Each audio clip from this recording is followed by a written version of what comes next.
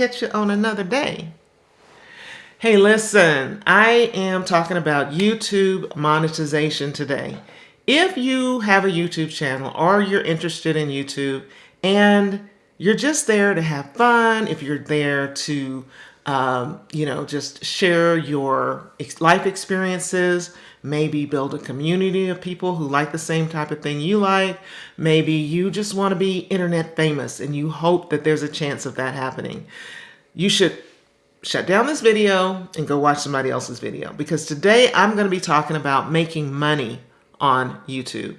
Making money, whether that means supplementing your full-time job or bringing in as much as you would make on a part-time job, maybe delivering for Uber Eats or something, on up to fully replacing your income, on up to building a business that can sustain you and your family for years. And all of that is possible with YouTube. And I wanted to lean more into the monetization part, because I feel like as I start talking to people who are out there and who are on these platforms, they don't really have a good idea of what that means. You hear people say all the time, I can't wait to get monetized. Ooh, I'm almost monetized. When I get monetized, and you may be thinking, what does that even mean? Sometimes I ask them, what does that mean? What does that mean to you to get monetized? Well, most of the time, in my experience, what they're talking about is the YouTube Partnership Program, which is a program where YouTube, in partnership with Google, who is, that's their other hand, Google, YouTube, they run ads on the videos that show up to your audience, and then they share that ad revenue with you as a creator.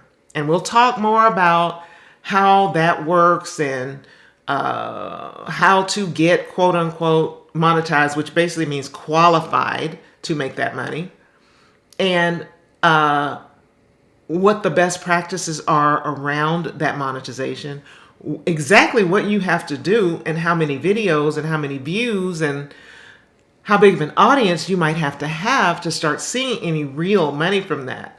One of my participants on TikTok, I'm live on TikTok too, y'all, has said that they have 11,000 subscribers and only averaging $100 a month on YouTube. Well, first of all, Adsense is not tied to subscribers. It doesn't mean anything. You may see a creator out there who has 5 million subscribers, and they may not be making hardly anything, not what you would think, from Adsense, because it's related to something else, which we will talk about. But I want to talk about not only the Adsense program, because that is one way of monetizing your YouTube content, but there are a bunch of other ways. One way is brand deals, and you also may have heard people talk about working with brands. And this is when a brand pays you to mention their product or service to your audience. And that can be all different kinds of scenarios. It might be a 3-minute spot. It may be put a link in your description. It may be, hey, mention it in on-screen text.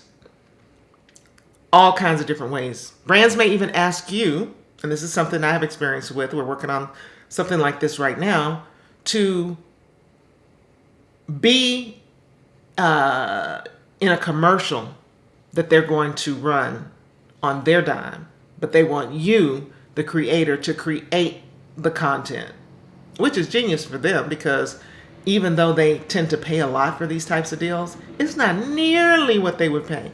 It's not nearly what they would pay if they had to hire an actress or actor, get the makeup and hair done, pay for the lighting people, pay for the audio people, pay for the setups and all backgrounds, all of that stuff. So they're really kind of getting a deal.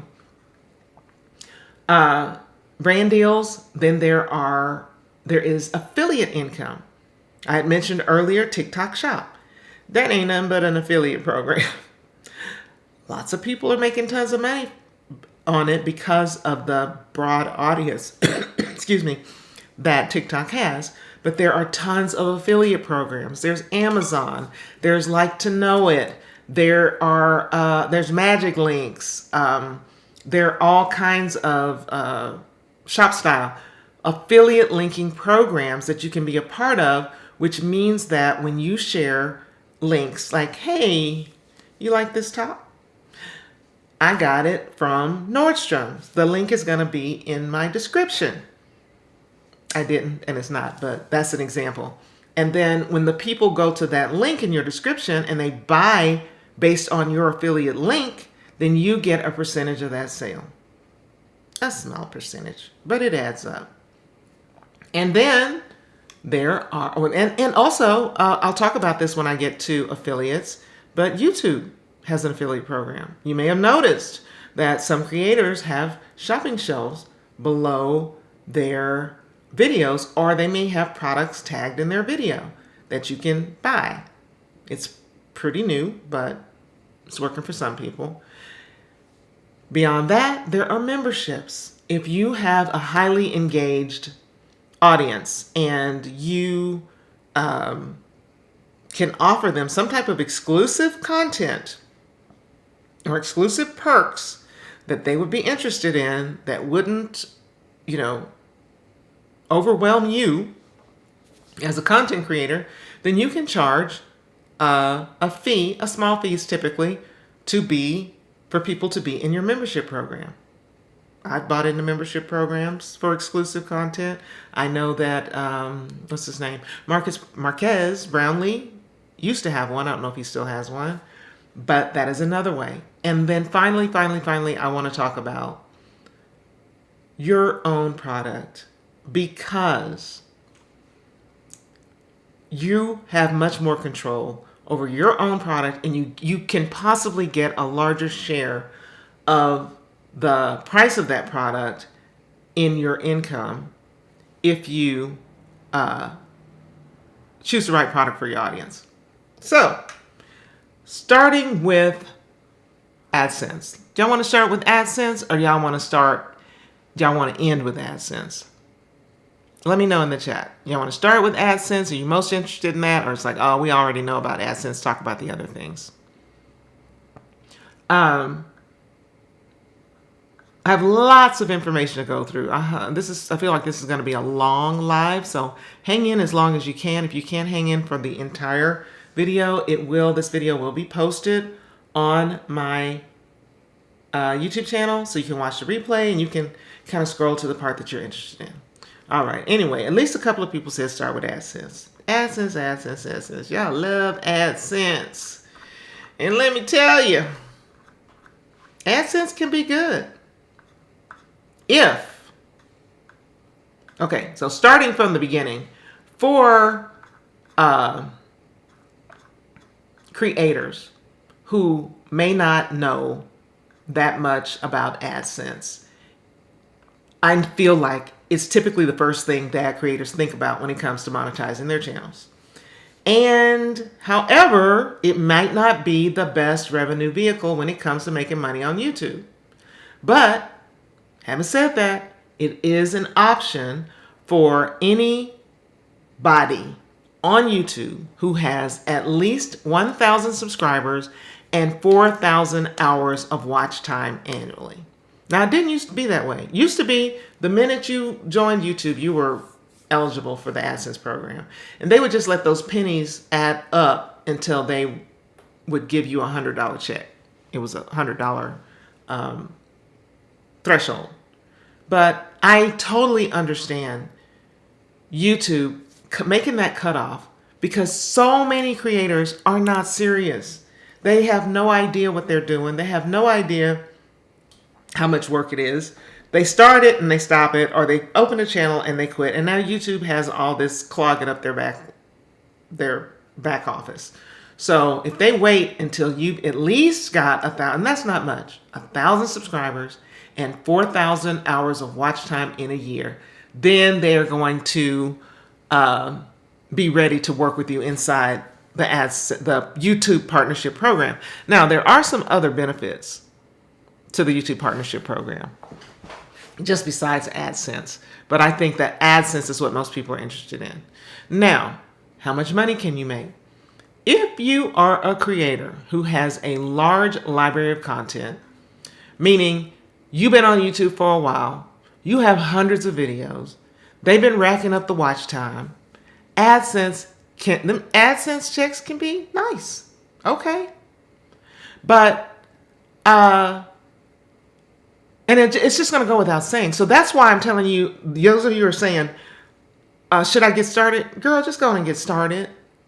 Guy, just go on and get started. Go on and get started and put those videos up there. Because eventually, if you keep it up, they will be earning AdSense. If you sit there with your hands, sitting on your hands and not doing anything, there's no way for those watch time hours to rack up. Now, who should not be in the YouTube partnership program and especially be running ads on their content?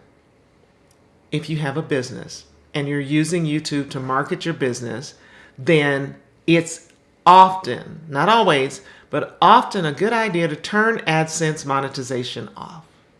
Why? Because it avoids competition with ads on your content, and it makes sure that your viewers stay focused on your message and your content, which is driving them to your product. So what does that mean?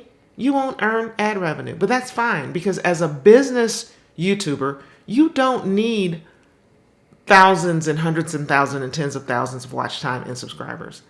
You only need a specific amount of targeted viewers, and you need eyeballs on your content that is funneling them to your product. So here's something else you need to know. And if you have any questions about AdSense, drop them in the chat while I'm talking about it. I'm going to try to keep up with the comments specifically about AdSense. We'll just go topic by topic.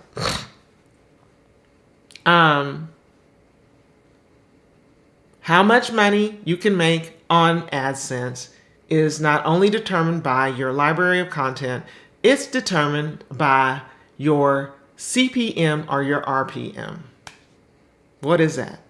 These are acronyms that YouTube uses to describe what advertisers are paying for every 1,000 views on your YouTube channel. CPM stands for cost per mil. Why do they call it a mil when it's 1,000? Maybe it's a Latin word. I don't know. I'm not smart enough for that. I could probably Google it, but cost per mil. So if your CPM on a specific video is $12, then for every 1,000 views your video gets, the advertiser is paying $12. But you will get 55% of that. YouTube takes 45%. I mean, that's nice of YouTube to give you the larger portion. And then recently, I'll say recently, it's been a few years since YouTube started talking about RPM. That's revenue per mil. So that's how much you are really earning per 1,000 views after YouTube's cut. So if you look in your YouTube analytics, in that CPM column, you're going to see the cost per mil, what people are paying. But if you look in the RPM column, if you sort that data by RPM, you're going to see how much you're really earning. So also, you need to know that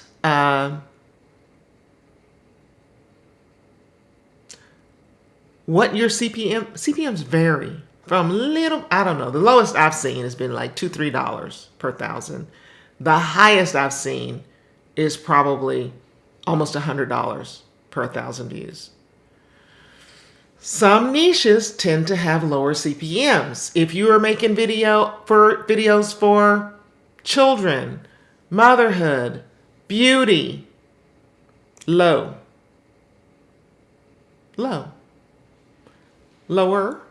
If you're making videos about education, tech, finances, credit cards, high.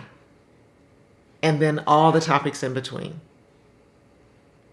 And YouTube does not make this information transparent to anybody. So we are all just kind of really guessing about, based on what our own data tells us. That's how we know that. Talking to other creators, that's how we know that. So if you have other creators who are in the game, maybe ask them, hey, I know you make videos about this. Historically, what have you seen your CPM to be? Just whisper it. Don't put it in the public. I'm looking at a comment from Shanita who said, started long ago, but I can never seem to meet the 1,000 subscribers. I've long passed the 1,000 subscribers, sorry, but have yet to meet the watch hours no matter how hard I try. It is frustrating and overwhelming. How long ago, Shanita? How long ago? Because honestly, this is a video that I wanted to make.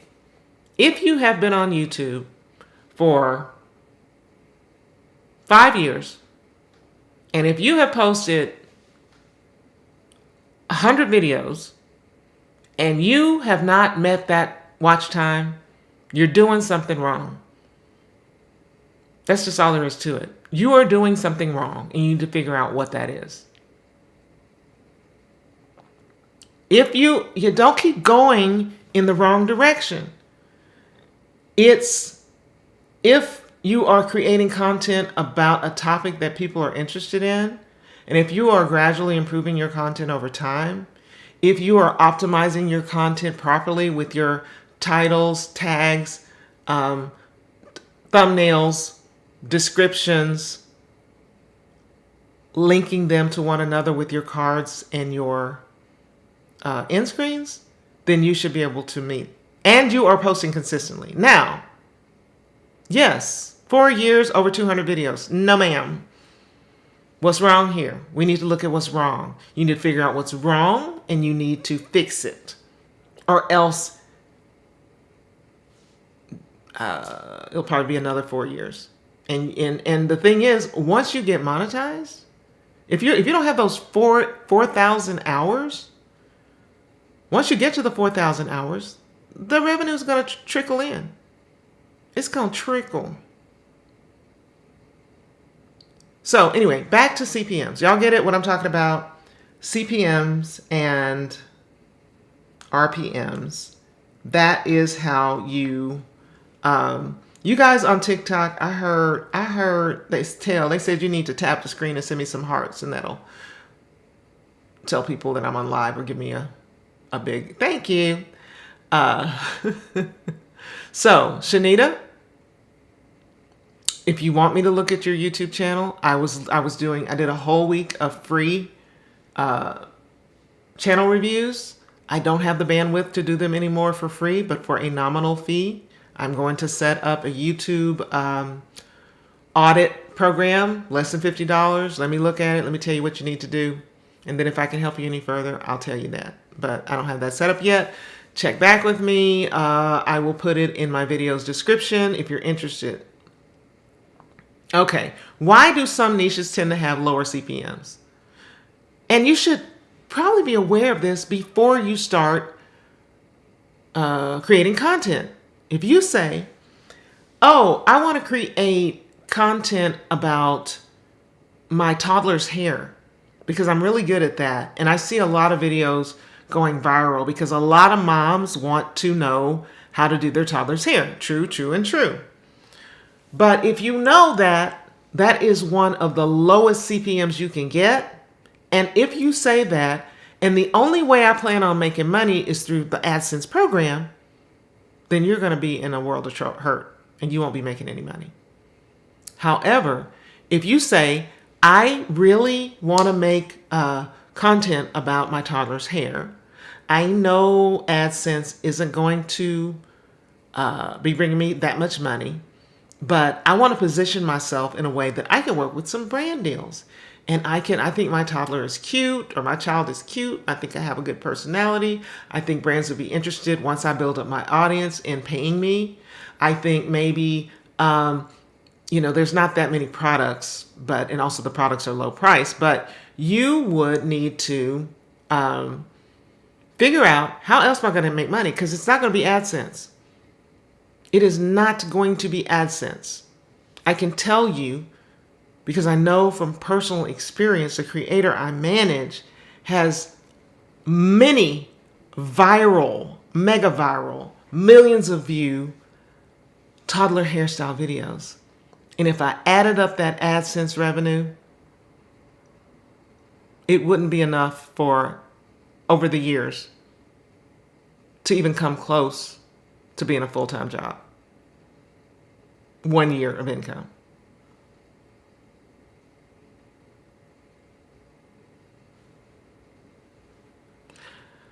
$50,000 subscribers on Instagram. Woo! Yeah, Instagram is showing out right now. That's awesome. How are you going to monetize that audience?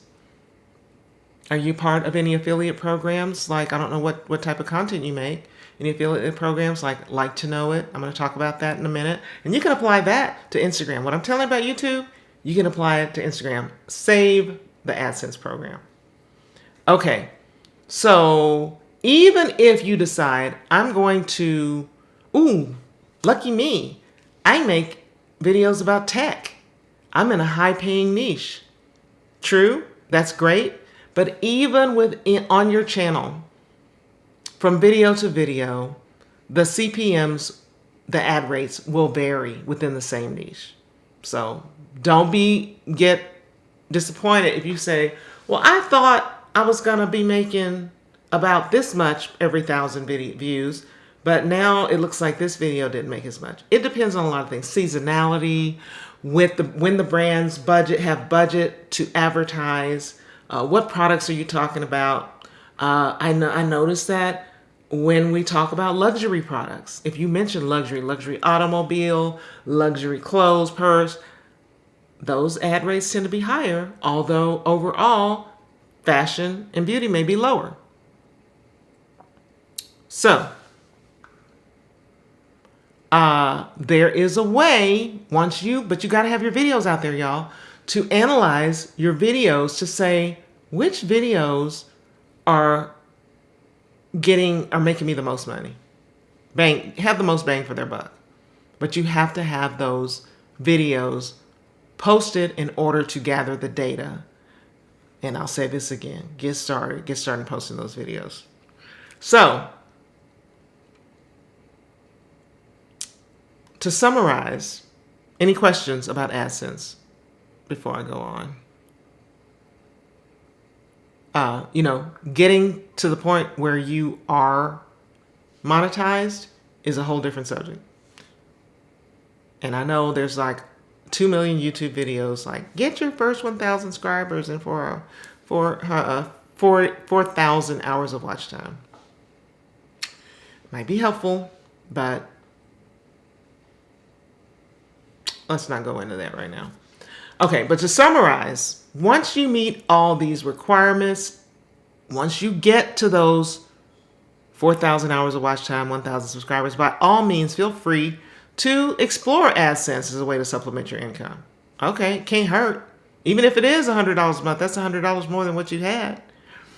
But especially if it is going to start to pay off once you have a large library of content on YouTube and you get tens of thousands of views on your channel every month.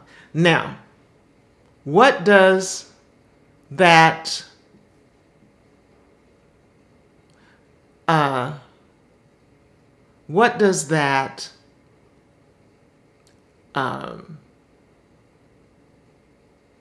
library, what do you need to do to get that large library of content? That's what I'm trying to say. What do you need to do to get that large library of content on YouTube? Post frequently and consistently. If you post 2 videos a week, that's 100 videos in a year. Okay? So Skibo's is back, says, do I have a channel that is monetized other than those you manage? First of all, I only manage one channel. That's Raven Elise TV. My channel is monetized. And I don't own any other channels, but several of the creators that I work with inside my program are monetized, especially on the YouTube Growth and Income program, because those are kind of mid-level creators. Yeah. Okay, and of course, you know, what don't you want to do? One more thing about AdSense monetization. You don't want to jeopardize your earnings. How do you jeopardize your earnings? Copyright strikes, not posting content that's not ad friendly. They were more strict about this in the past, but like cussing, advertisers don't like that. Some categories, although YouTube has gotten this, you've got this place where you can check, says, yeah, go ahead and run drug and alcohol, not drug, but alcohol related content on my channel. You know, if you don't have something that's super family friendly. But think about, if this is a commercial, your ad would be suitable to run on a major network. So if you're showing a lot of body, and yes, they do know, the AI can detect that. If you're cussing, if you are doing things like that, then you're going to, advertisers are going to be like, no, that's okay. So the question was, do these videos always continue to make money as long as you're in your channel? Yes. Yes.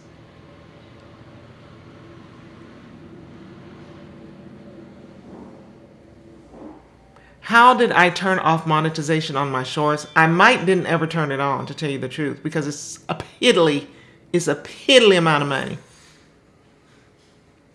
For millions of shorts, it's this much money. So I maybe didn't turn it on.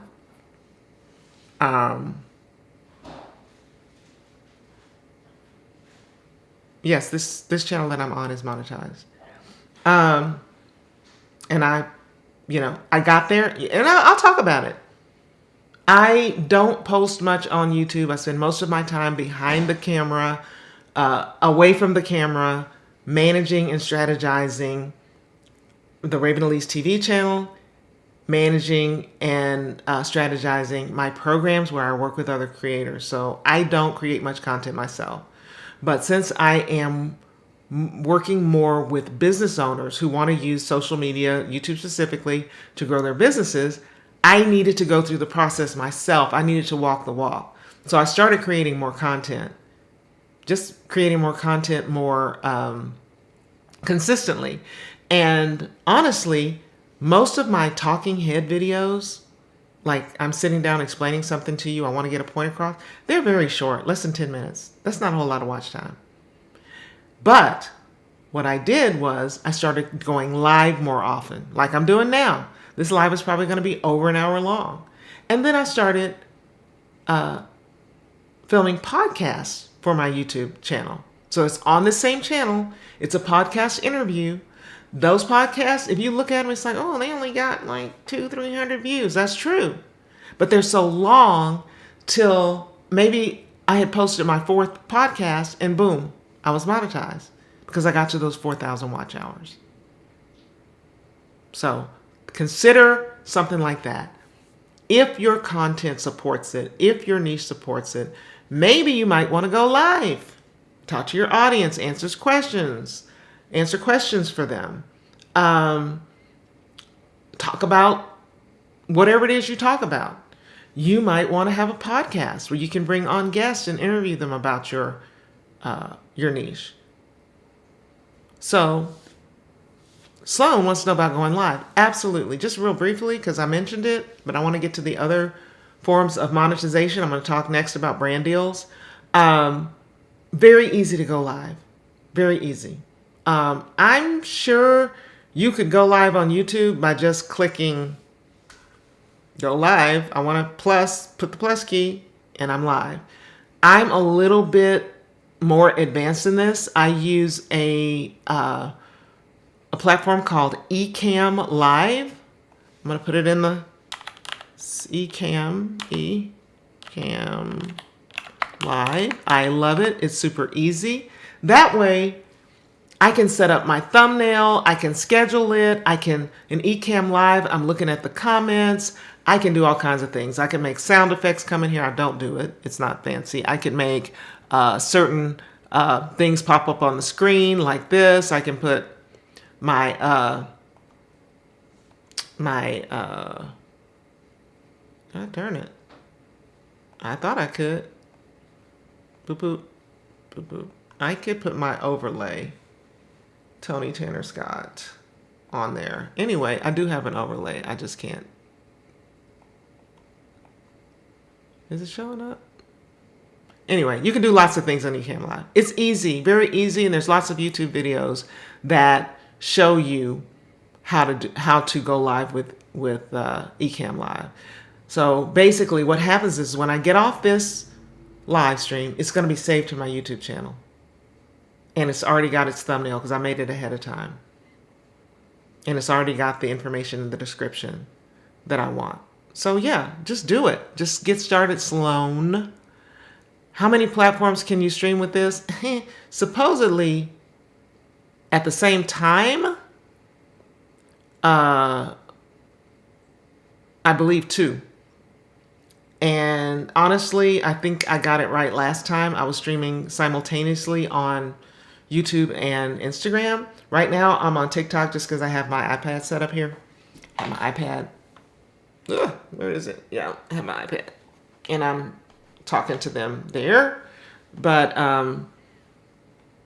you can stream to... what is the options? Does it tell you? I know you can stream to Facebook, Instagram, YouTube. I'm not sure about TikTok. But, so any more questions about... Why is my overlay working? It's like it says it's working, but it's not. Like I can do screen share. Yeah, you see my screen? And I can turn that off. I just don't know why my overlay is not showing up. You can put your text like your website, or you could put some words that you want to share. Moving on to brand deals. Brand deals. Bane of my existence. Because, especially on YouTube, at one time, they were paying. They were paying. And never mind, they work the snot out of you. But I talked earlier about how brands maybe can work with you to... Jordan, I'll answer your question in just a second. Like if brands work with you, how they're saving, how they don't have to hire people for different things. So they should, and very well they should pay you. Not only because you're doing all the work, but also because you have a targeted audience. You, Miss Living Irving, have an audience that is interested in the things that you talk about. Your audience is probably just like you. A mature woman in her 40s who is interested in looking fabulous. So they know that brand, you say you work with Shea Moisture, that brand knows your audience is interested in that stuff. You don't have 25-year-old white motorcycle men aficionados. That's not your audience. But if they work with you, they know that they're going to get an audience who is more than likely interested in their product and interested in trying or using their product because they like you and you said it was good. So they would want to too. But for those of you who don't know, brand deals are a way to monetize your YouTube channel by collaborating with brands, showcasing their products and their services, showing them to your audience. So your first question might be, well, how do I get these brand deals? a lot of times, once your audience starts growing, so all of these all of these monetization options depend on growing your audience. How do you grow an audience? By posting. Get started. They reach out. They will start reaching out. Sometimes, at first, it's only going to be lesser known brands because they really can't afford the larger creators. They're going to ask you, hey, if we send you this shampoo, will you talk about it on your channel? You could say yes or no, or you could say, I don't do, once you get to a certain point. Great idea at first to start to take those brand deals in exchange for product. Because why? Because it gives you something to create content about. It gives you something to create content about, even though it's not sponsored. By not sponsored, that means they don't get to tell you what to say and how to say it. They say, hey, we'll send you this. Would you make some content about it? Easy, easy peasy. Either make it or don't make it. But you have content from that. Another way is there are platforms that you can go on and sign up for based on whether or not you have meet their requirements, and all the platforms are different. Platforms called Aspire IQ, FOHR, Captive 8. There used to be some others a long time ago, like Media Kicks, I remember, FameBit, which turned into Brand Connect, who ended up being owned by, I think, YouTube. So there are platforms that you can log into and say, and put in your data. I make lifestyle content. I have 20,000 subscribers. Connect you usually are required to connect your Facebook account, connect your Instagram account, connect your YouTube account to their platform so they can kind of see where you fit in, and then they will give you a list of brand deals that you might be interested in. Sometimes they'll even email you if you sign up. It's like, hey, this opportunity came up, you might be interested in it. So in our case, 95%, maybe 90% of the brand deals that we get are inbound. They come straight to our inbox. The bigger you get, the more you start being seen talking about brands, the bigger brands will reach out to you. But you can also pitch yourself to brands or have a brand manager who pitches you to brands. And that's a little bit more complicated. So that involves doing a lot of research. What brands do you want to work with? If you are a small creator, less than 10,000 subscribers, you don't have hella views on your videos, don't go reach out to the Shea Moistures and the name brand people. Maybe reach out to smaller brands, little known brands, somebody you run across on Amazon or whatever. And then you can tell them, hey, I made content about XYZ. You should basically pitch yourself to them. Let them know what you can do, who your audience is, and what kind, maybe even give them an idea of a video that you could make or a post that you could make if you're doing Instagram or TikTok about their content. This is different from UGC. You may have heard of UGC content, mostly talked about on TikTok, but we have done long form. I won't say UGC for YouTube because it possibly doesn't show up on YouTube, but UGC meaning that let me make a YouTube video that will not be posted on my channel. I will give it to the brand, and the brand will do what they do with it, which is put some advertising dollars behind it and get it seen by a large amount of people. So UGC stands for user-generated content. But just know that when you pitch to brands, it is vital that you approach them with a deep understanding of both your channel and then what the brand might be looking for. So if you're pitching to them, meaning you found this brand, you found a contact at this brand that you want to email, and you want to introduce yourself to them and basically tell them who you are, who your audience is, how your audience aligns with their product, and how you can maybe get some eyeballs on their product. So that's the 3 basic ways you get brand deals: inbound, pitched, or through these influencer marketing platforms. If it's gifted and they don't require you, they don't have, this is for Lady M, and they don't have a list of requirements, then it's not considered a brand deal. It's gifted. If they are paying you, or if they're gifting you and for some crazy reason you decide to follow along with all their requirements, I say crazy because you shouldn't. If they're not paying you, you don't get to tell me what to say. Not in return for a gift. So, no, gifted deals are not considered brand deals or partnerships, but they're great for creating content to attract brand deals. When you are, okay, so who should you work with? What kind of brands should you work with? Of course, I'm going to say work with high quality, reputable brands.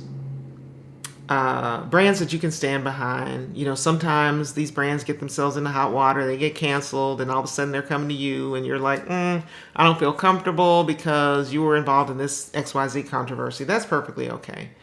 But if you are a larger creator, I can give you the rules that we go by.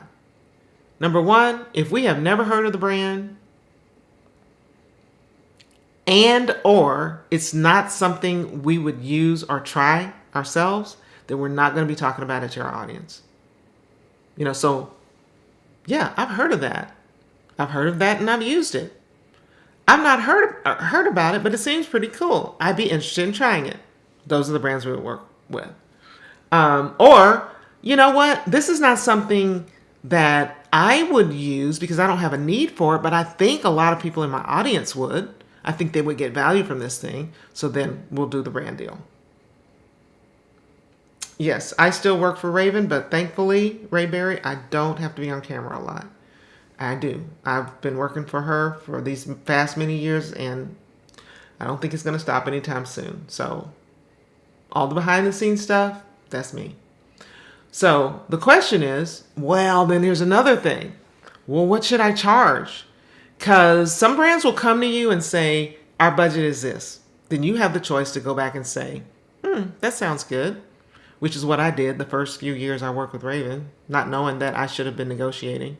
Or you go back and say, no, I typically get XYZ. Even if you've never done a brand deal in your life, you say, I typically get this. And so how do you come up with those rates? I like using Social Blue Book. Social Blue Book, I think you might have to pay for it nowadays, or maybe you don't have to pay. Social Blue Book. I think it's one word. You can connect your channel, and it will tell you high, medium, low. There's different types of brand deals. It's called a dedicated, means like I'm only talking about this product and no other products. There's integrated, like I'm going to integrate it into a video where I'm talking about a bunch of other products. There's, of course, once you get into Instagram and TikTok, there's Instagram especially, there's a story post or a reel or a carousel or all 3. And all those things add up to what you should be charging. So if you put that information into Social Blue Book, it will give you a better idea of what you should be charging. And in my experience, I would start at the top of what they say. Because all they can say is, no, that's not in our budget. And then you can say, okay, well, I'll consider doing it for what you offered. But that gives you a good place to start to knowing your rate and knowing your worth and having a place to start. And then knowing that even within the rates, you can negotiate everything. That brand could come back to you and say, we want a YouTube video, an Instagram post, and an Instagram story. And we're going to pay you $10,000. And if that is low for your rates, then you could come back and say, well, I can do the Instagram post and the story, but I can't do the YouTube video. Or whatever. Or I'm not doing 3 stories.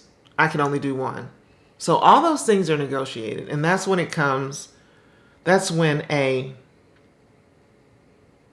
brand manager comes in, because there's a lot of back and forth. Just to give you an example of how much trouble these brand deals are, because this is never a situation where, hey, we're going to send you a vacuum. Here's some talking points. They will give you talking points in the form of a creative brief. In my YouTube growth and Instagram, YouTube growth and income course, I go into a lot more detail about the creative brief, about what's in it, about contracts. The contracts can be, y'all, 20, 25 pages long. You almost need a lawyer to look at the contracts. At least you need to understand what you're signing and what you are expected and what you expect of the brand. Like, when are y'all going to pay me? 90 days? 120 days? No, ma'am. No, ma'am. 60 days at the most. When is this deliverable due? They'll tell you when every single deliverable is due from you. Give us the draft on this day. Give us the concept on this day. Give us the draft on this day. It needs to go live on this day. And then they get your content and they're reviewing it. And the date is coming close for you to have to post it, but they haven't even given you their review. So what a lot of them will do is just, I don't know, sit around twiddling their fingers and give you the review. Oh, you need to change this, this, and this. And oh, by the way, post it tomorrow. Seriously? Because I'm just sitting here waiting on you. I don't have anything else to do. So, I'm saying all this to say that although brand deals can be very lucrative, lots of times they will, what do I want to say, like tie your time up, ask for way more than what they're paying you for, even after the fact, after you sign the contract. They're like, oh, well, can you? But don't be afraid to stand up for yourself. The other thing is the amount of back and forth it takes.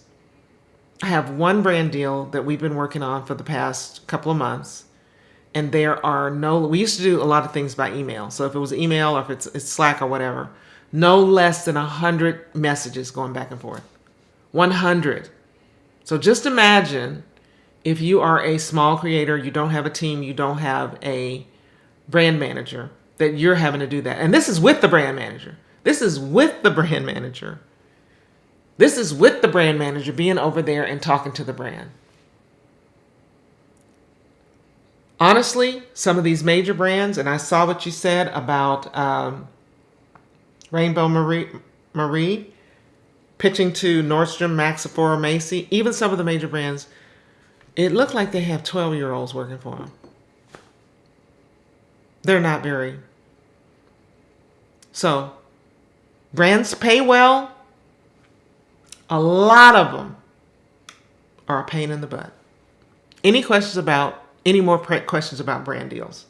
So, high-end brands, how should I pitch to them? Rainbow, you need to first find out who you need to talk to.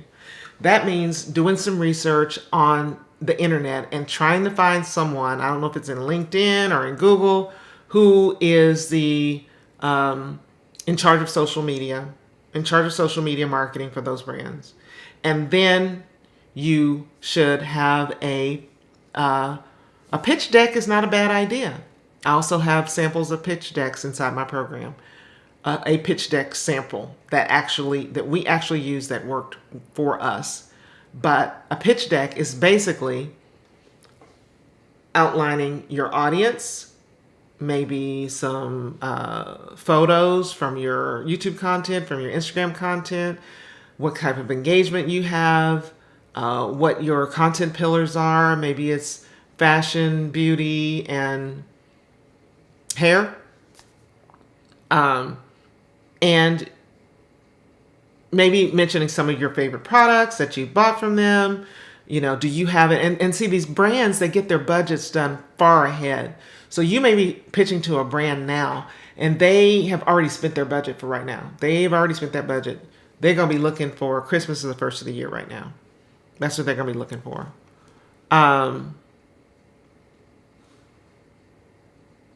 You're going to start a conversation with them about how you can be valuable to their consumers. Quiet KC, do I have a video on how to get started on YouTube? I have a whole course, a very low cost course. I'll say it's very low cost. It's low cost course. How to start YouTube the right way. It is going to be linked in this video. It's linked in most of my other videos. It's called Start YouTube the Right Way. It's the best resource for figuring out what you're doing wrong, if you've been on for a while and you're not getting anywhere, or if you're wanting to start. And it's some things that, here's the thing, this is what's so difficult about what I do.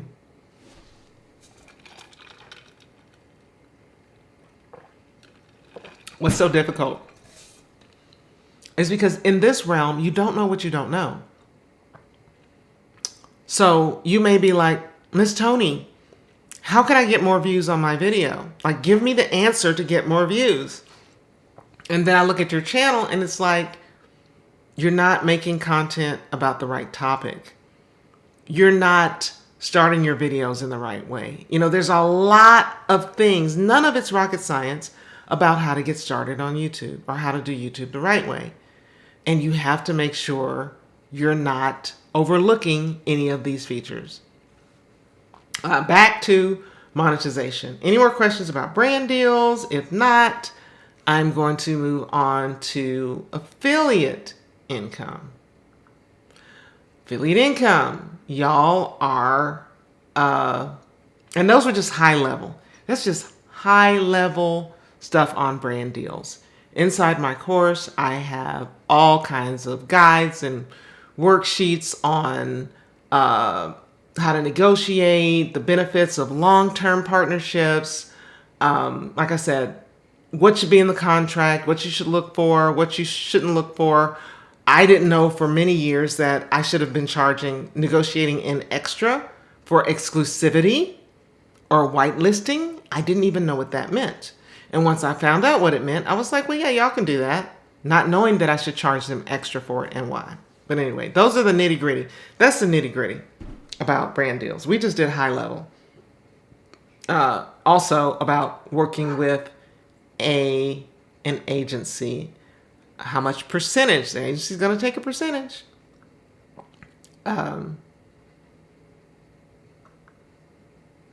Affiliate income. Okay. I think everybody knows. Why do larger YouTubers use a black blank transition through their video? I have never seen that in my life. Yes, it will be on YouTube, goddess. How many subscribers you need to be monetized on YouTube? 1,000 and 4,000 hours of watch time. Shorts are getting views and converting to subscribers. Yes, it is. Shorts are great for subscribers, not great for long form content, but that's just what it is. Affiliate income, most of you already know, involves promoting products or services through your unique affiliate links, and then you earn a commission.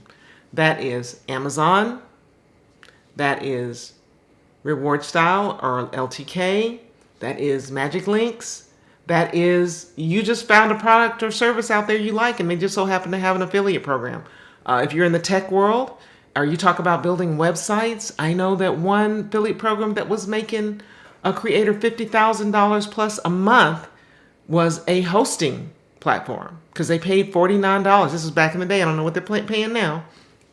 They paid $49 for each person you signed up.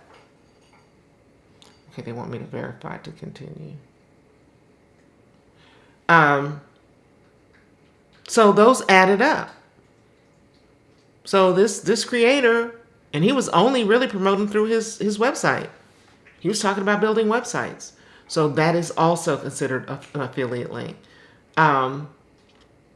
So it's basically you recommending products or services that you genuinely believe in, or you use, or you like, and you earn a commission every time somebody makes a purchase. So this also can be a nice amount of passive income through your channel. And all you need to do is decide on the program or programs. You can belong to more than one at a time. Join, figure out the products, and start linking. Where do you link? On YouTube, you can link in the description of your video. YouTube also has an affiliate program, and I'm not sure if you have to be a part of the YouTube partnership program to take advantage of that. Maybe you do, and maybe that's one more benefit of being quote unquote monetized.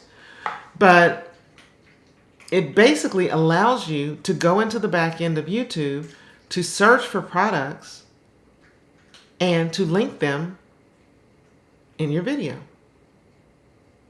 And as a result, they can show up when someone's watching on the desktop. They click an icon, it's going to show you these products, and they can purchase right through there. So they're trying to be TikTok Shop. Not really getting it. TikTok Shop is too easy to buy from. And then also, if you can have and this is not affiliate, it's probably more than affiliate income. If you have a Shopify store, you can connect that to YouTube, and you can have the products show up below your video that you're talking about to make it easy for the people to buy, because lots of people either don't know or don't care to go to the description of your video. So anybody can be an Amazon associate.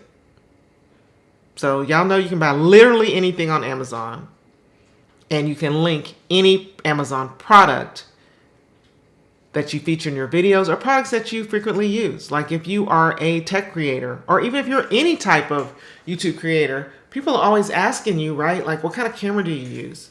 What kind of lights are you using? What kind of mic are you using? Link that stuff in the video. Like, here's my setup. Here's my YouTube setup. Lots of new YouTube creators don't know what to buy. And so that's extremely helpful for them. It's like, just tell me what to buy. They'll go and get it, and you can get a percentage. Now, those affiliate, that income ranges from, I think, 3% to 10%. Most fall in the range of 8%. You know what that means? You gotta sell a boatload of products to make any serious money. A boatload. So let's just say 10%. Let's just say it's 10%, which is not. In order to make $1,000, is it 10,000? You know, I can't do my math right. Do you have to sell $10,000 worth of product? Times 10%. Yeah, $10,000 worth of product. $10,000 worth of makeup to make $1,000. But it can be done. But a lot of what we consider good income through affiliate links is not passive, because you're constantly talking about it. You're not only putting a link in your video, but you're doing a verbal call out. You're saying, if you guys like these jeans I have on, I've linked them in my description. You might even want some on-screen text. The way it is with marketing, and this is all this stuff is, marketing, YouTube, Instagram, TikTok, it's all marketing. It's all about getting people to buy stuff. So when you are marketing, you've got to constantly be talking about it. You can't just once and done mention it once. Well, nobody was clicking on my link. You're constantly talking about it. You're constantly calling attention to it. There used to be a rule in marketing that people needed to see your business mentioned, 8 times before they decided to do business with you.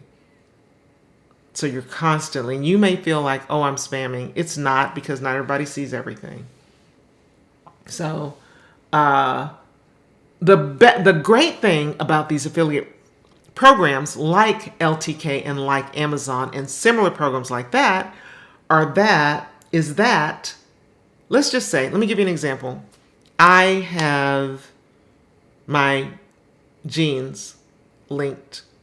Okay, y'all like this shirt? I have it linked in my Amazon store. Click on the link below. When you click on the link and you go to Amazon, you look at the shirt and you're like, oh, I really wanted it in blue. It doesn't come in blue. Or, oh, that shirt is $25. I wouldn't pay that for it. And then you go on, but, oh, it's cute, but I'm not really compelled to buy right now.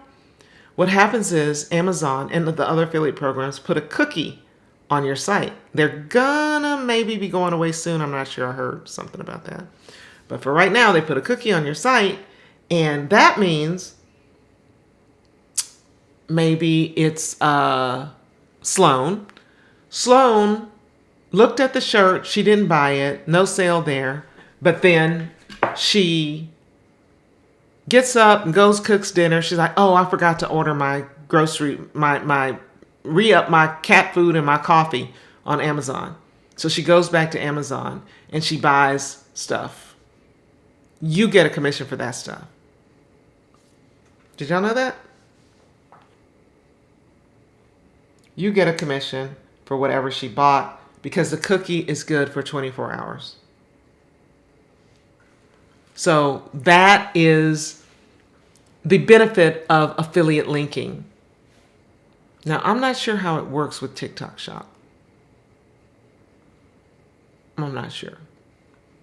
Because there's so many different vendors, there's so many different brands selling. Like when I bought something on TikTok Shop, it said, oh, I bought a couple of things and it said, yeah, $8 more and you get free shipping. And I thought that I could buy the product from any other vendor on TikTok Shop. So I went and picked something else to buy, and I still had to pay shipping. So what it was I had to buy $8 more worth of stuff from that particular vendor to get free shipping. TikTok Shop, they got something, and don't be surprised if very, very soon they start kicking Amazon's butt. The main drawback to TikTok Shop is that, it's like it's coming from different places. So they have these different delivery times. Some of it takes longer than others for you to get it, and you don't know how it's being shipped or whatever. But if and when TikTok Shop gets their distribution centers together, po Amazon. Because the big difference is on Amazon, you go to buy something, and for me, I always read the reviews. I want to see what the people have to say, and sometimes the people have a photo. Sometimes the people do a video. I very seldom watch videos on Amazon. It just doesn't pop up for me. It just doesn't. It's not in my. I'm sure it's there, but I'm just not looking for it. TikTok Shop, the video gets you first. That means you didn't even know you were wanting to buy it. So the video gets you, and you're like, oh. And all you have to do is click a button, and it's on its way. So I'm not sure how cookies work. I'm not sure how cookies work on TikTok Shop, but it is how it works on LTK, on Amazon, Magic Links, ShopStyle, these other affiliate programs.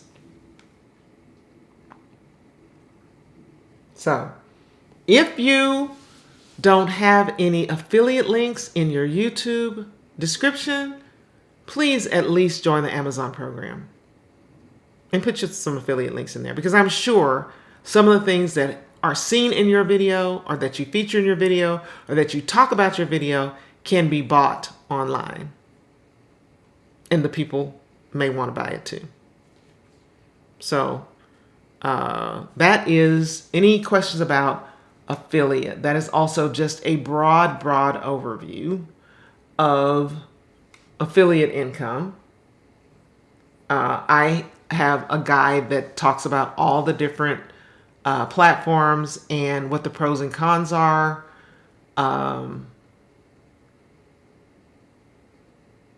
Including some new players called Howl. And what that means for you as a creator who is making income from affiliate income. One thing that kind of trips us up is that when people return stuff, we don't get the money.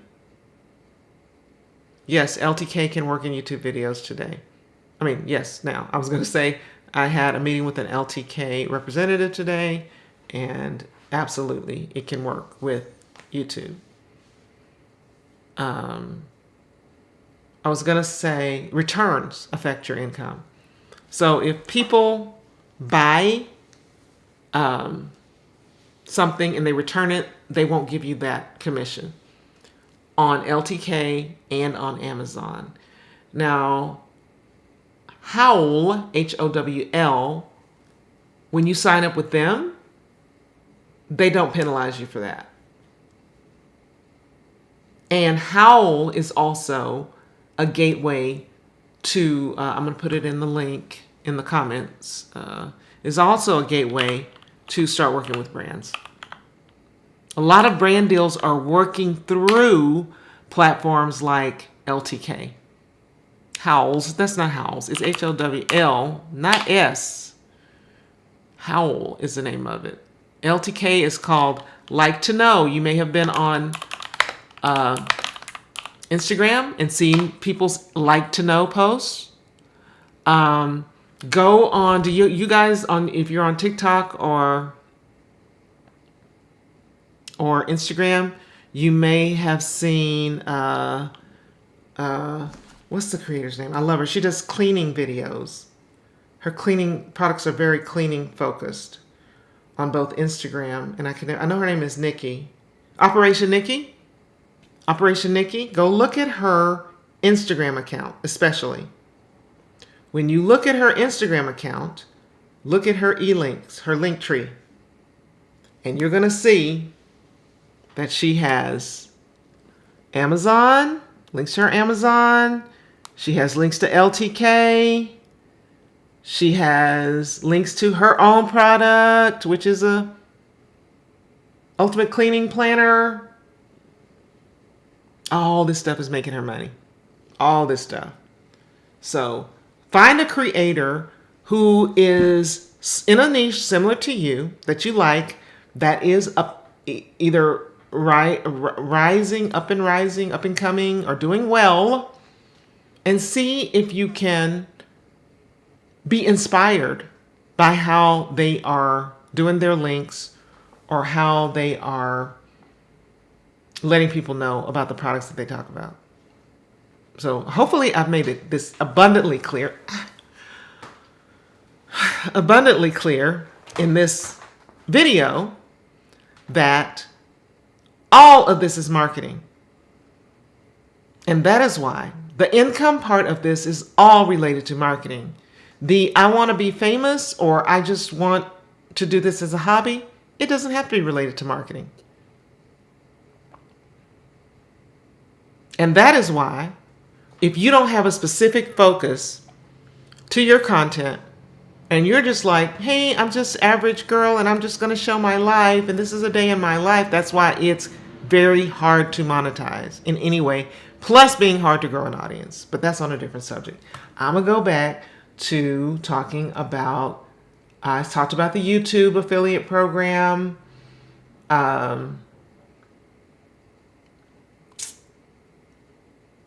It goes without saying, and it's common sense, that if you're linking $10 Amazon earrings, or if you're linking $7 tube of lip balm, your income is going to be trash. I don't care how many people buy. But if you can throw in a few higher end items, some higher end items that have worked for us have been here. Maybe a silk plant. If you're doing home decor, some office supplies, definitely tech. So that's going to be to let your affiliate income add up even more. So you see what I'm talking about? We layer the income. Get a little bit from Adsense. That's fine. You know, some people just don't know how to act. Get down. Get a little bit of AdSense income. Get a little bit of brand deal income. Get a little bit of affiliate income. Maybe you might want to consider a membership if it doesn't take up too much of your bandwidth. Like, what can I offer that the audience at large won't be getting? That makes them feel special, that gives them value, that maybe the audience at large isn't interested in. You know, what kind of content can you give them? You can do some private tutorials or something like that for a low monthly recurring fee.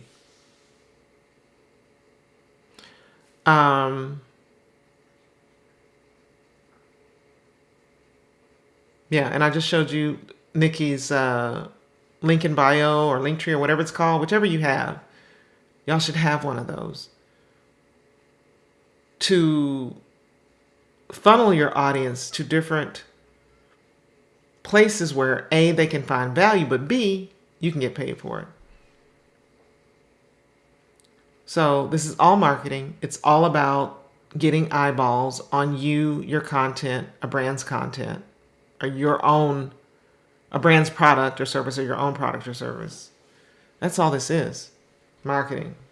So that just leads, I talked about memberships just briefly. I wanted to give you an example of what can happen with a YouTube membership. I did notice that some large creators, yes, I do have outside of Linktree. I am using BioSite right now. I've used several. Link in Bio is another one. Google Linktree competitors and you'll find. I like BioSite. You know, they all work the same. Some of them have more customization. You can even, I don't want to get into this, but you can even like build your own landing page on your own website. But it's a lot. I did that for a while and I just found that it was a lot easier to update it and keep it updated. Like once I finish this live, I'm just going to my link tree. I'm going to remove that last video there and I'm going to plug this one in. So if anybody happens to look at my link tree, they're going to see my latest stuff. But let's talk about memberships. Like, what is the income potential? Let's just give as an example. Let's just say your YouTube audience is 20,000 subscribers. Yeah, 20,000 subscribers, which isn't a huge channel, but it's a good amount. Let's say 5% of that 20,000 are dedicated fans, and they would be willing to pay a small amount every month to get access to exclusive content from you, or just to support you. Just like, hey, we just want to support you. I mean, that's like Patreon. That's the same. Patreon is another thing you could do, but honestly, I don't know that much about it. But YouTube membership, 1,000 people, 5%. Let's just say you're charging $4.99 a month. You got 1,000 people paying you $4.99 a month. You would think, well, that's $4,999. No, because again, YouTube takes a little bit of a cut. So you would make $3,000 a month. So whether or not this is something you want to do would depend on if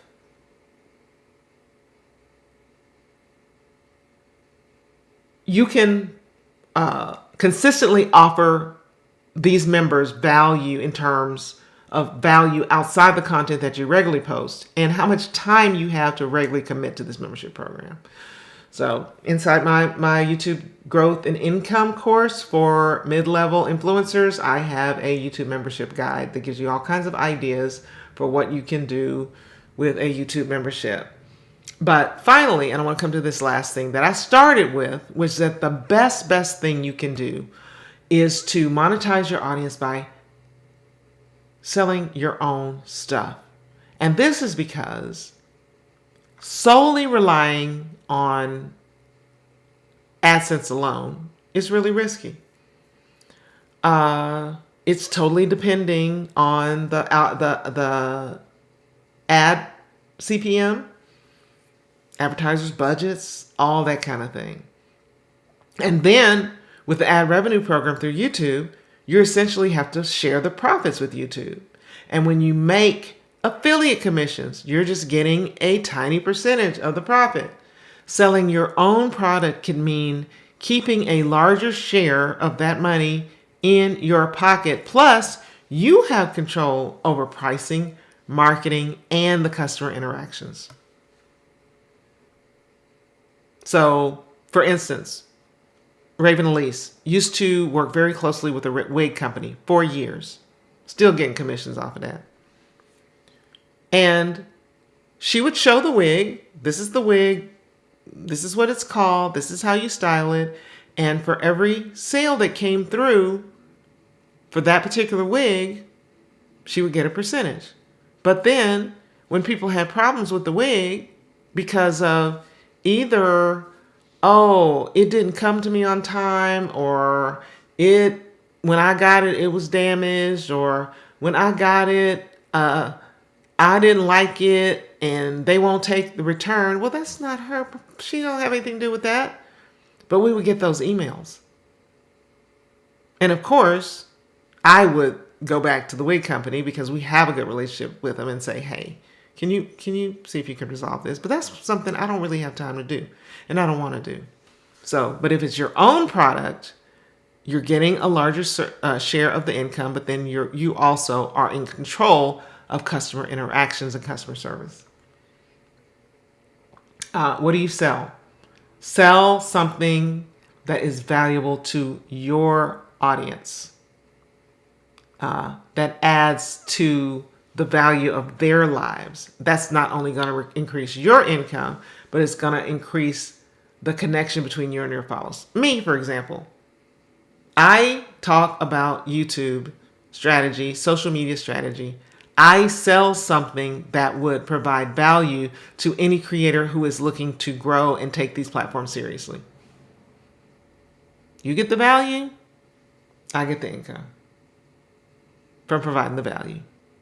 So I'm not on here trying to sell you makeup. I'm not on here trying to sell you clothes. I'm not on here trying to sell you Stanley cups. I am offering my assistance in growing your channels through working with me inside of a course or coaching program. That's all I do. Maybe one day I'll write a book. So here's a book you can read on this that's going to provide you value if you don't have the income to take the course. So what you sell, saying that, can be digital or it can be physical. I had a creator that I worked with for a while who was selling her own handmade hair product. Now that was a little bit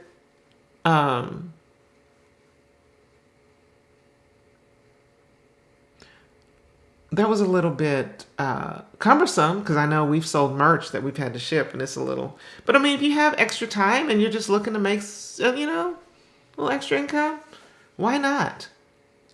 But you can also sign up with a drop shipping company. That means that's something that you can fill your boutique. Say your audience is all into anime. You like anime and you have curated items that have to do with anime. There are posters and there's t-shirts and there's tote bags and there's all this stuff related to anime. You found the vendors. You have a drop shipping relationship with them. You set up a Shopify store. You make videos about anime, TV shows, movies, artwork, whatever. Then those people are going to be interested in anime. They buy, and you don't even have to do anything. All you had to do was set things up on the front end with the drop shipper and connect it to your Shopify store.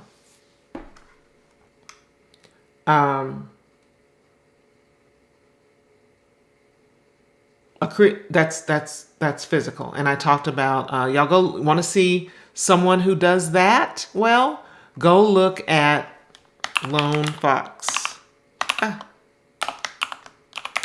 Go look at his channel. Click on his link. That's a Shopify store. It looks like an online boutique that would rival Pottery Barn. It's a Shopify store. And he has curated it with some items that he creates himself, because I do know that he renovates furniture, those high-end things. But a lot of the stuff is dropship. I know because I bought some. And I know that he didn't ship them himself. At least that's what I feel. I'm pretty fairly sure.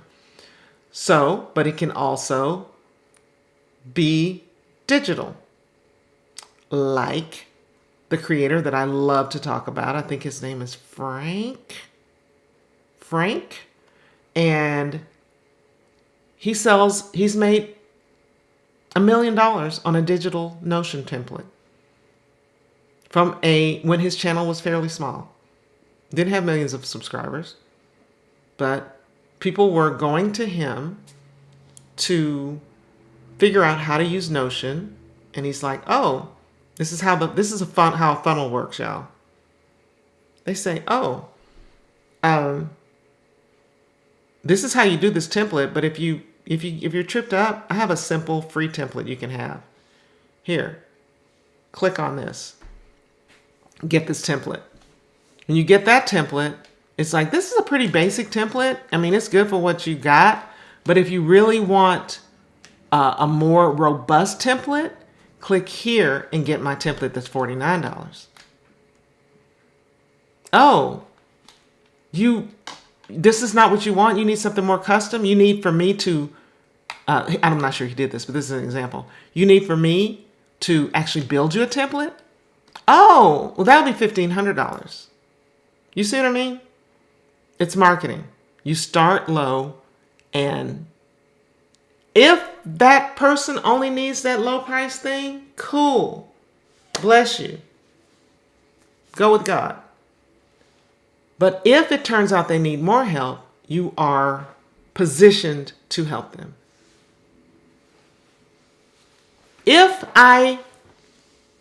Me personally, and I will be completely transparent, because I know everything that I offer is high value.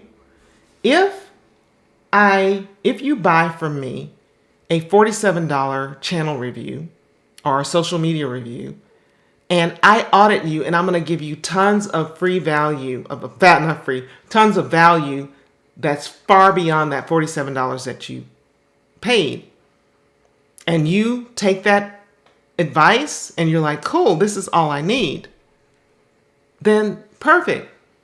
But if I say, look, you really need to work on this, this, and this, and the way you can work on this is to join me in group coaching or get this course or that course, depending on where you are, and you have the opportunity to say, okay, or say no.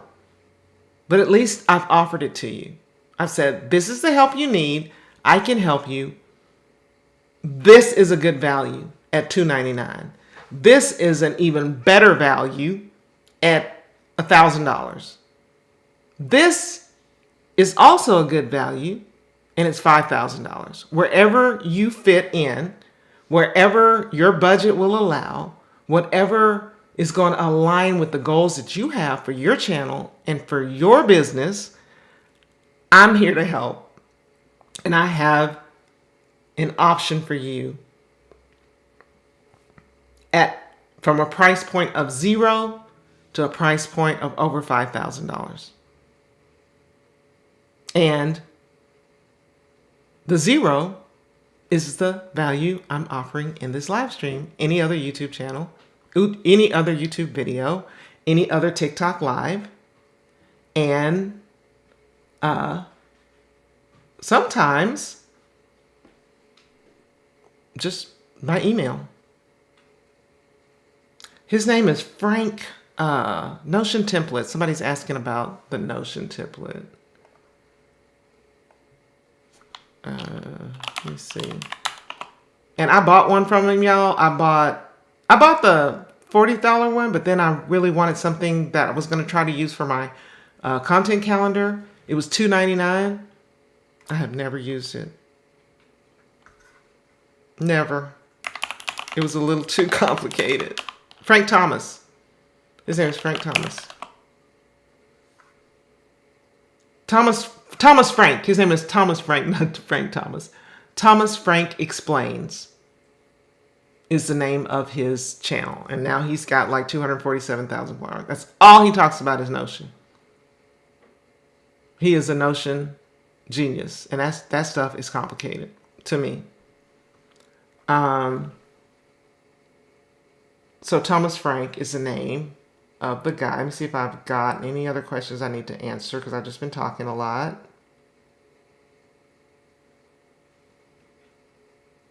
Creators supporting creators. That's great. So hopefully, if you guys have I'm going to say in closing, any final questions about making money on YouTube or social media in general, if you want to expand to that, I'm more than happy to try to answer the question if I know the answer.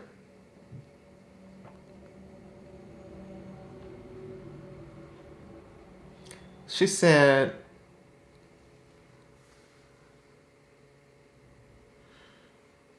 yes, we have used Aspire IQ, using it right now. It's a pain in the ass.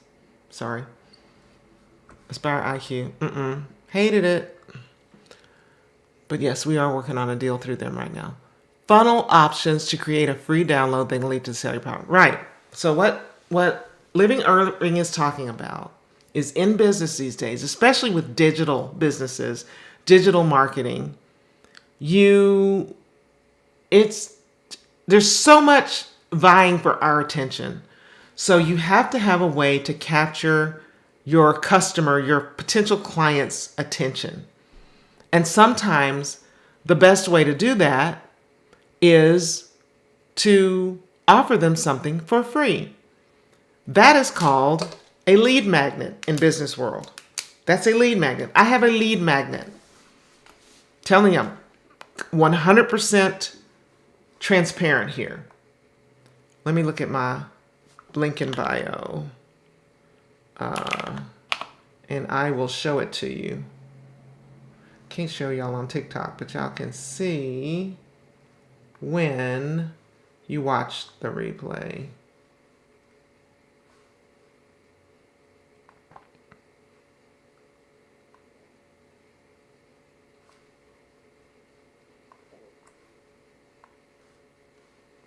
What do y'all see? What's wrong? Okay. All right. Y'all see my lead magnet? I mean, my lead magnet. That's my link in bio. It's got my YouTube videos, but if I scroll down, I've got several. I've got a free YouTube channel checklist right there.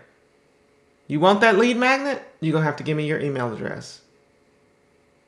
I've got a low-cost social media game plan for entrepreneurs, $47. I've got a free 2-hour workshop. You want to see that workshop? You have to give me your email. Why? Because I can follow up with you and nurture you, meaning let me continue to give you free value about the thing you're interested in, which is, if you clicked on this, you're interested in YouTube, right? Until you tell me to stop. And I can let you know, hey, I'm going on live, or hey, I'm having a podcast interview with someone that you can learn from, or hey, I have a $100 off coupon from one of my courses. So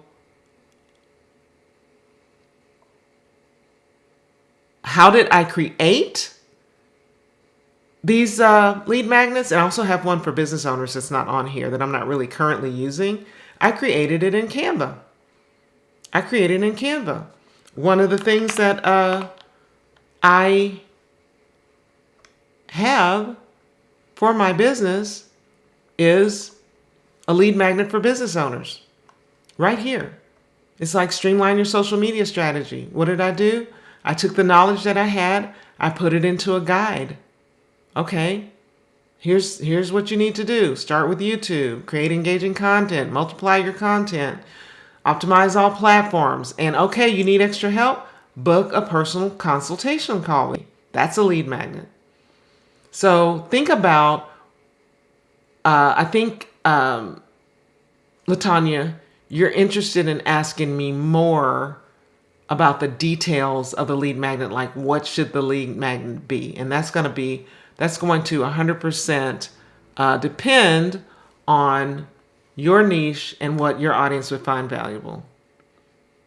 It might be, I know the type of content you make, tips on, for 10 tips to avoid,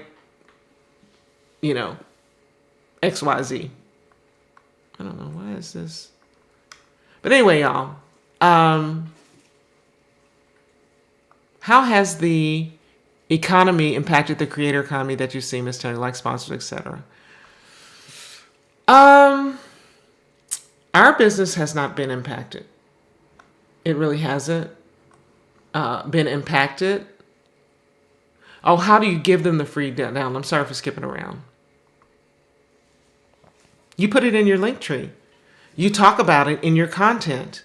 You say, by the way, I have this free blank, blank, blank. The link is in my description.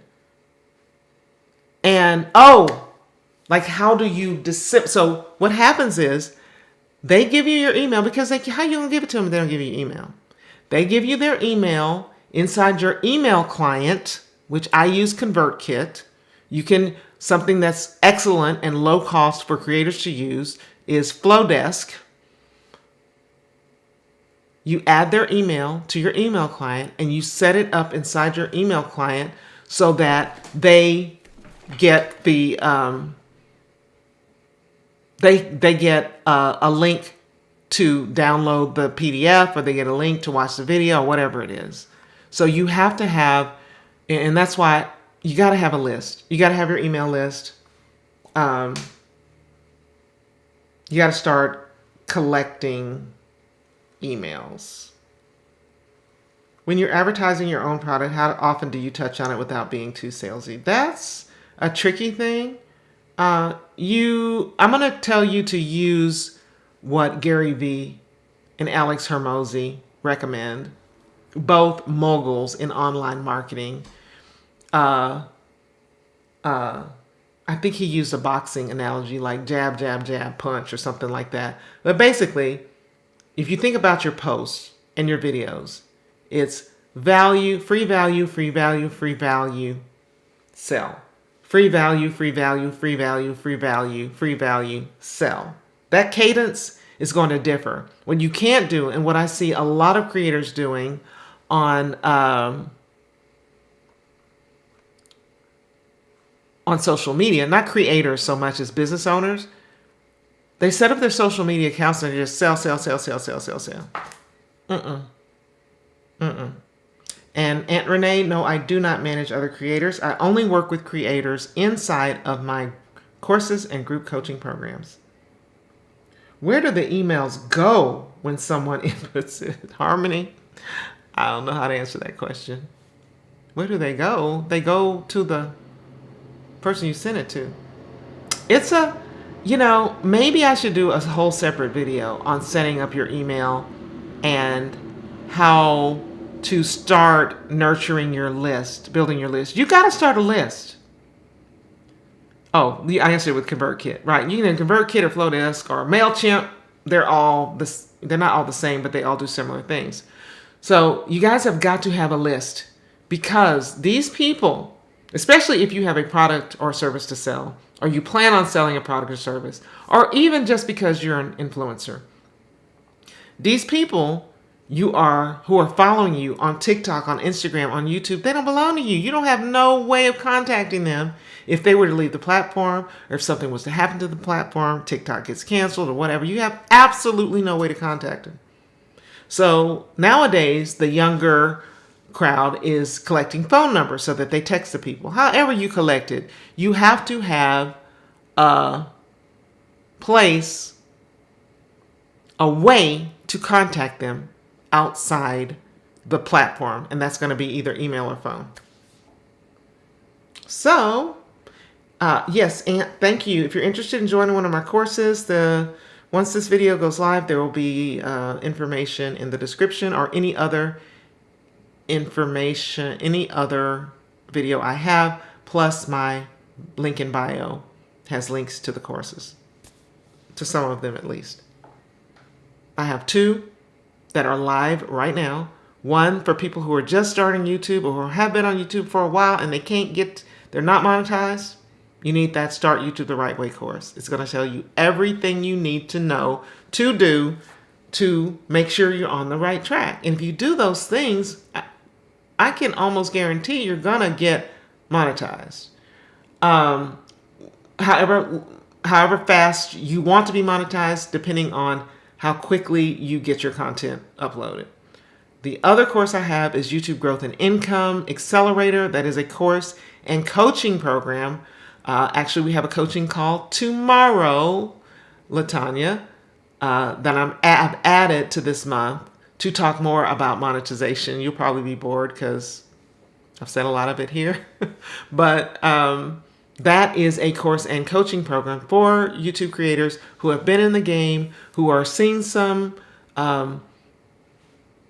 growth, but they're just not where they want to be yet, and they want to take it to the next level. And both of those options have options to work with me, to have me look at your stuff, to respond to you. Through the Start YouTube, it would be through the Facebook page, where people say, look at my thumbnail, or look at my video, or what do you think about this title? And not only me, but the other creators inside all pitch in and give the information, give feedback. And then, like I said, coaching. The third program, which has not started yet, is for business owners. And I'm still working through how to give the best value in that particular course for busy entrepreneurs who want to market their business on YouTube. But it is called YouTube. It may be called Social Strategy Mastery or YouTube Marketing Mastery. I think it's one of the two. And I just really want to perfect that before I roll it out. So thank you guys for being here. Thanks for hanging in on TikTok. This was fun. Noted that you guys kind of want to see me walk through the whole process of collecting email addresses, lead magnet, opt-in. You have an opt-in. Do you have a website? You don't have to have a website to have an opt-in where people give you your email addresses, but what that whole thing looks like, and maybe talk about what kinds of things you can offer as a freebie or a very low cost item. Okay? Thank you guys so much. I appreciate it, and I'll see you next time.